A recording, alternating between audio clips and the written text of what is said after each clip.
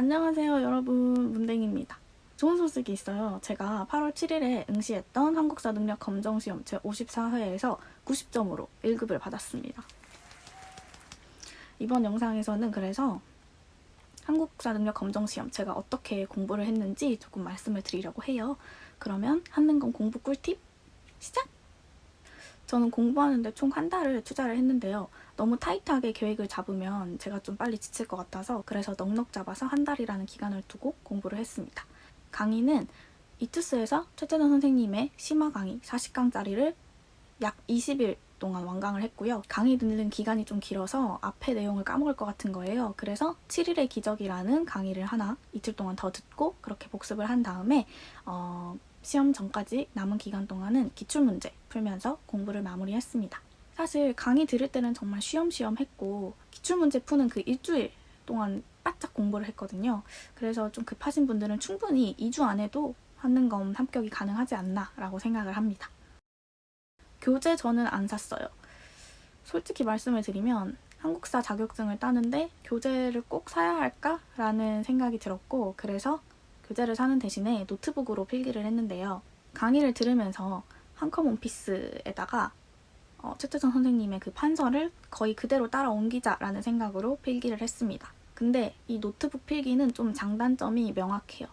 장점은 공부를 할 때 책장을 막 넘겨가면서 찾아볼 필요가 없고 그 한글에 있는 내용 검색 기능 있잖아요. 그 기능을 활용해서 서치를 바로 해가지고 공부를 할 수 있다는 거. 저는 이게 정말 좋았어요. 특히 기출 공부를 할 때 내가 아직 제대로 못 외운 개념이나 키워드가 나오면 바로 서치를 해서 찾아보고 공부를 할 수 있다는 점이 정말 효율적이고 좋았거든요. 단점은 당연히 필기할 때 시간이 좀 걸리고 판서를 똑같이 따라 옮기는 데는 조금 한계가 있겠죠. 노트북으로 하니까. 그리고 문화재나 그림 같은 시각 자료는 따로따로 추가를 해줘야 된다는 번거로움이 있어서 교재는 아무래도 정말 선택인 것 같아요. 나는 책이 없어도 꼼꼼히 공부할 수 있고 필기에 자신 있고 필기할 시간도 충분하다 하시면은 교재를 안 사셔도 충분히 합격이 가능한데 나는 필기에 자신이 없고 시간도 없고 그리고 문화재 이런 시각 자료 같은 거 다 한 번에 그냥 보고 싶다 하는 분들은 책 사시길 추천드릴게요.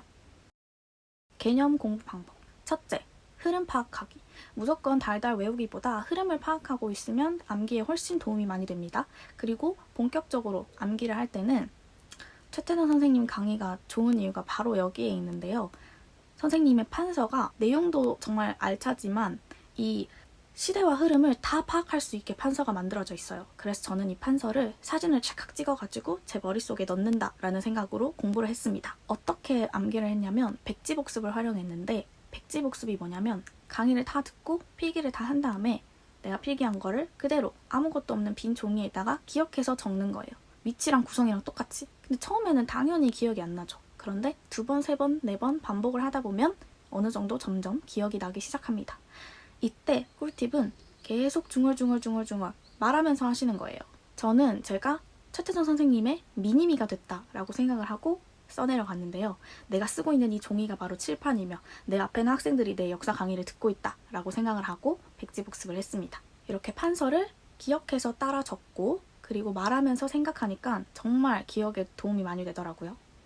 그리고 어디서 봤는데 검정펜보다 파란 펜을 가지고 글씨를 적으면 이 파란색이 시각 자극에 조금 더 도움이 돼서 더 기억에 잘 남는다고 하더라고요. 그러니까 여러분들도 파란 펜으로 한번 해보세요. 세 번째, 키워드 암기하기. 이 백지복습이랑 키워드 암기가 진짜 도움이 많이 됐어요. 저는 시대별로 토지제도, 조세제도, 법전, 농서, 의학서 등등등을 다 키워드를 시대랑 연결을 해서 정리를 해놨어요. 헷갈리지도 않고 나중에 찾아보기도 쉽더라고요.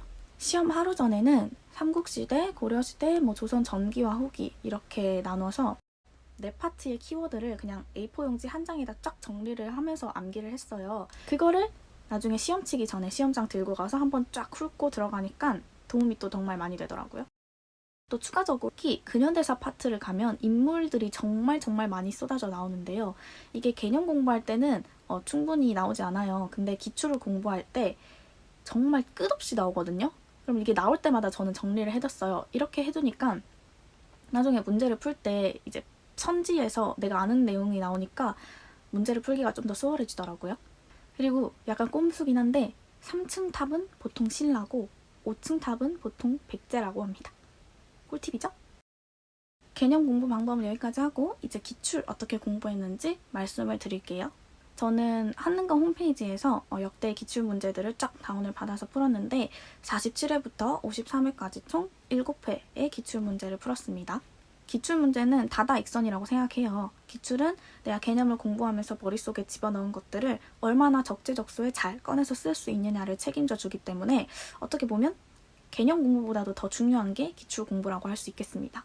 기출은 맞고 틀리고가 중요한 게 아니에요. 저도 처음 기출 문제 풀 때 반타작했거든요. 근데 상관없어요. 그 과정 속에서 또 공부를 하는 거기 때문에 그럼 이제 기출 어떻게 공부했는지 바로 말씀을 드릴게요.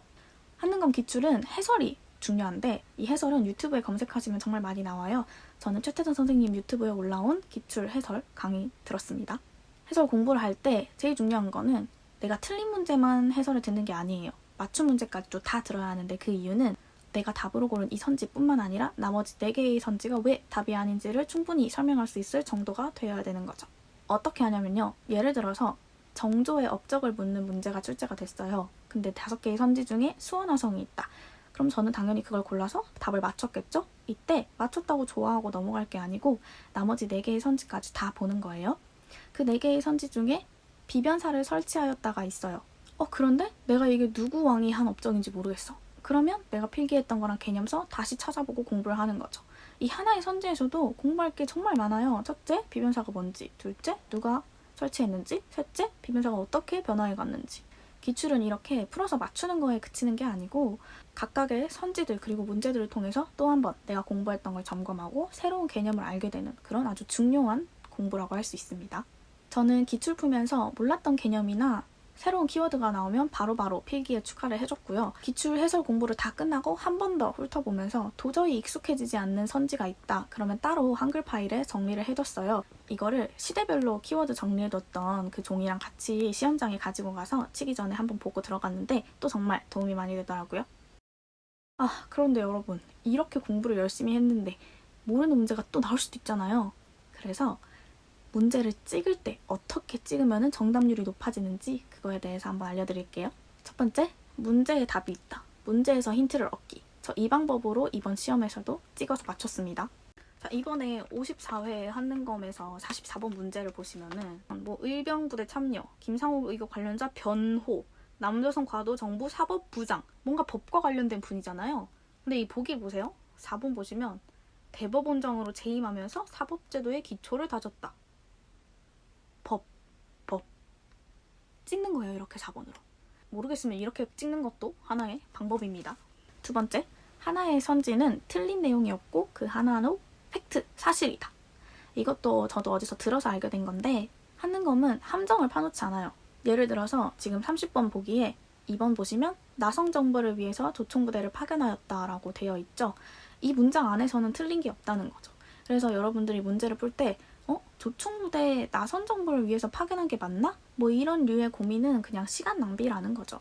그래서 키워드 암기가 정말 중요하다. 나선 정벌이란 조총부대, 이 2개 키워드 중에 하나만 알고 있어도 문제가 풀리는 거잖아요. 세 번째, 문제는 시대순으로 출제가 된다. 내가 술술 문제를 풀다가 한 문제에서 막혔어.